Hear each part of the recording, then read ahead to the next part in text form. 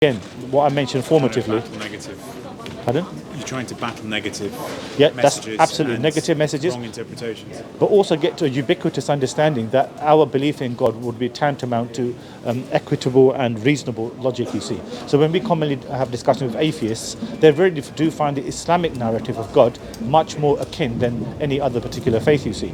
So when we then deconstruct perhaps atheistic beliefs, then they find the Islamic concept more plausible than anything they've already experienced, and hence that's something that atheists find particularly attractive as well when they do convert to Islam. Well, I've known a couple of atheist friends who converted to Islam and found it a much more accessible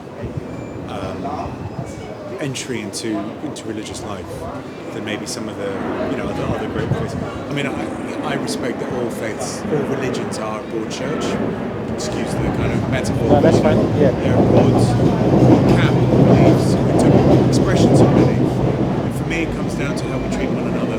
Yes. How we look after our family, our loved ones, look after ourselves, and everyone around us as well. I think that's also very important. You see. It's really hard, you know. I think when we look at these intrinsic points that you've raised, Islamic narratives, we have to go a step further.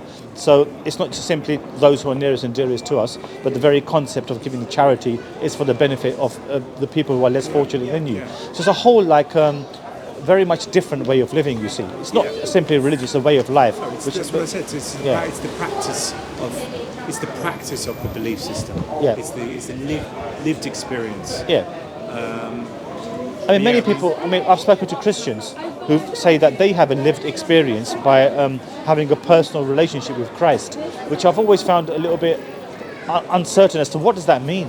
What does that exactly mean? Look, my point on that is if that personal relationship, if that version of a divinity in your life is how it suits your relationship to the divine and to something that takes form outside of you, I'm fine with that. You're fine with that. I'm fine with that because I come from a mixed background, so all I grew up with was two interpretations of the same thing, two radically different interpretations. And maybe I bring that to that experience. That I just can't see things absolutely as one thing.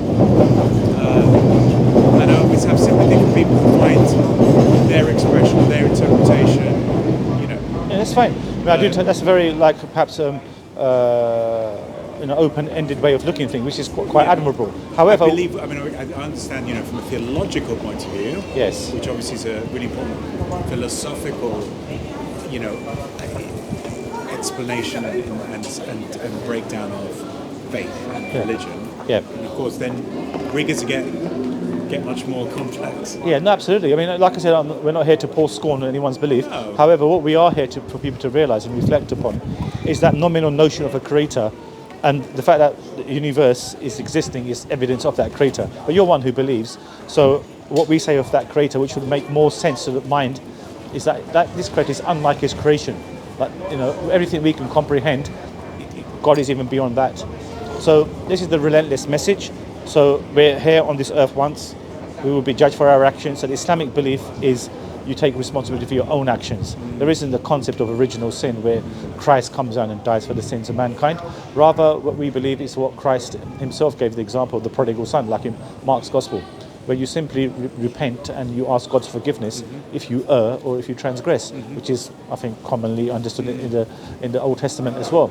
But this is something which was later eulogized by Paul, where he nailed the understanding of forgiveness for the remission of sin. I think it's in Hebrews chapter 9. So, I have to dash, my friend. Anyway, I need to go and I've really enjoyed speaking. Can I perhaps offer you a free copy of the Quran in English? Free of you, giving it away to the public. No harm in having a little copy, is there? Super.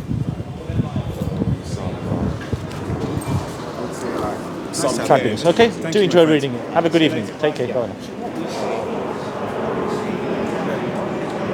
So we had a nice, pleasant conversation here with a Quaker who is like the off branch of Christians, where Christians don't see them as Christians. However, they do have certain historical background.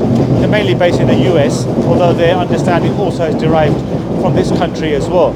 So interesting conversation, as we usually have, and something for people to reflect. Because we're blessed to be Muslims in this fact that we've got the very best concept of our Creator, and that attracts people. You see, he just confirmed whilst I was speaking, that he's some atheist friends who came to Islam. So this is like ubiquitously spreading, and everyone can do their part. And let's hope Allah, inshallah, guides this man as well. Assalamu alaikum.